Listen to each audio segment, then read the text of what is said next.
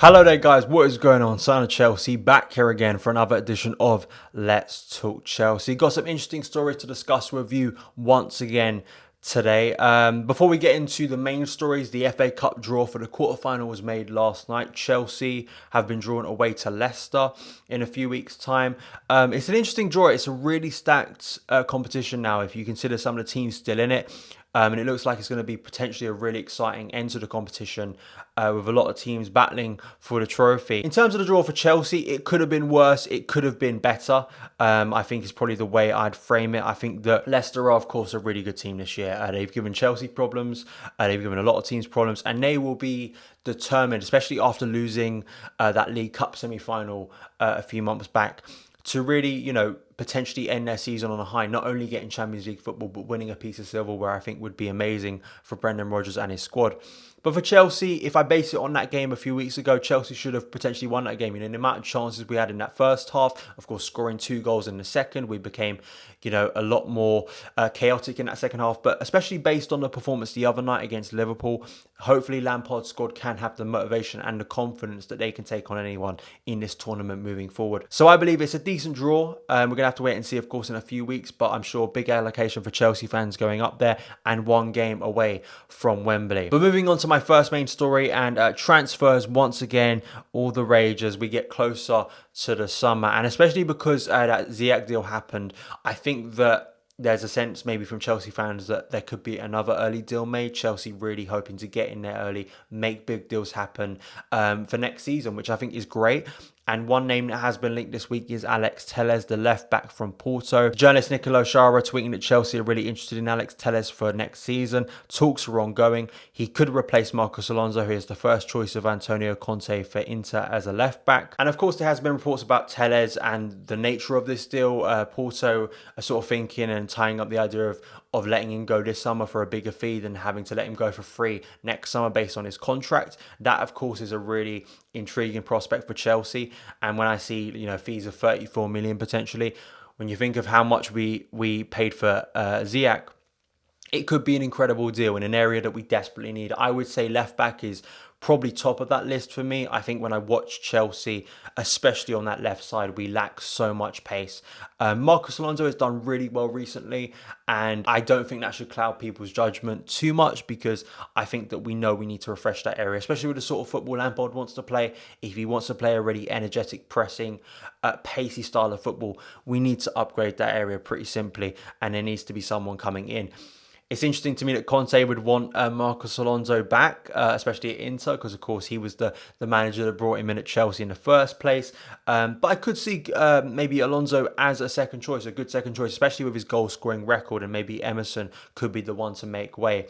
But Telles, it's interesting, Lampard has apparently wanted Chilwell. That apparently is his first choice. But Chilwell, I think that would be a ridiculous fee. I think, Leicester, as they showed with negotiating with Manchester United for Harry Maguire last summer, they are not going to take a low fee. They are going to demand a high fee, and that can potentially take all of the summer for Chelsea to negotiate that deal. And really what you want is a player who's going to be here for pre-season, so Lampard can integrate him into the squad, he can get integrated into the squad, and we can get ready for the season.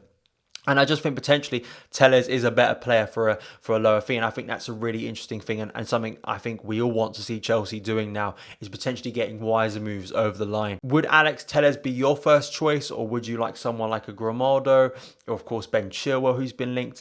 But definitely I do believe, like a lot of people, that we do need to strengthen in that area, and this would be a big deal if it were to come off. Next is about Kepa Arrizabalaga, who of course had his big return the other night against Liverpool and had his best performance of the season, really. And just focusing on this article from The Athletic. The article focused leadership and a superb triple save, how Kepa got back on track. Kepa Arrizabalaga, the world's most expensive goalkeeper, has largely failed to live up to his 71.6 million price tag since arriving at Chelsea in the summer of 2018. So much so, in fact, that he recently lost his spot in the first 11 to Willy Caballero. This article is really good, and it really goes into sort of a breakdown of Kepa's night, from the warm-up to, of course, the start of the game, and how he performed and how he looked on the night. And it was brilliant to see Kepa. I spoke about it in my rational perspective for the Liverpool game. And I think it was one of the best things about Tuesday night's victory, was seeing Kepa back to his best. Opta reporting that his 5 first half saves were more than any he'd made in his previous 24 Premier League games. That's pretty much shows you the performance of Kepa and how focused he looked and how up for it he looked. And I think that it's going to be interesting to see where does this leave Kepa, because of course there has been so much criticism of him and of course doubts over his future. I've said before in recent videos that I don't believe we should sell Kepa, not only for the fee we paid for him, but I've seen it before with Chelsea players where we let them go too early and they turn out to be really big players. I've seen a comparison made from other people to David De Gea when he arrived at Manchester United and of course had difficulties. And now we know the goalkeeper he is. He's struggling a bit at the moment, but really he has been an incredible keeper for Manchester United. And I think a lot of people back in, 2012 would have doubted that. But looking now, that's been an incredible move for Manchester United and he's been an incredible keeper, one of the best in the world. Will Kepa turn out to be that? I know there are lots of doubts over that in terms of his stature, in his height, certain bits of his game commanding his box. But I feel he did do that on Tuesday very well. He came out. Of course, I'd like to see him catch more, especially from corners and crosses than he does. But I think the way he responded after such a difficult period for him personally, I think really shows a character there, and a strong character, and a character that can rebound. And I think that's a good thing to have in a goalkeeper. I also think, as I spoke in my rational perspective, that I think that Kepa has shown now twice that when he gets a setback, he can respond really positively. And I think, as I said before, I think that's a really key element and a positive element. I don't think we should rush to selling him, and I think potentially there is a big keeper still in there. I'm interested to hear your thoughts, because of course I do know there are a lot of doubts over him and certain elements of his game, and especially based on his average season this year. But let's hope he can be a key player for Chelsea in the remaining months of the season. The final story today is going to be about Ruben Loftus-Cheek and him nearly returning to first team football for Chelsea. Once again, Simon Johnson from The Athletic reporting on this game and his game for the development squad the other night. The Chelsea midfielder played his first full 90 minutes in suffering a serious Achilles tendon injury last May, featuring in a development squad's fixture against Everton on Monday night. I watched this game in full and Ruben started a little bit sluggish. He looked a little bit off the pace, but he grew into the game, which I think is a real positive, considering his fitness, considering getting back to his best. And there were certain moments, and I'm sure you would have seen on Twitter circulating, certain moments where it was classic Ruben. It was him at his best. He was shrugging off opponents. He was driving forward. He was making things happen. And I think what's going to be interesting is currently with Chelsea's injury list piling up, you've got Kovacic's injury concerns. You've got Kante still out. Who's going to fit in that midfield? What midfield it's going to be? Is it going to be a three-man midfield in a 4-3-3?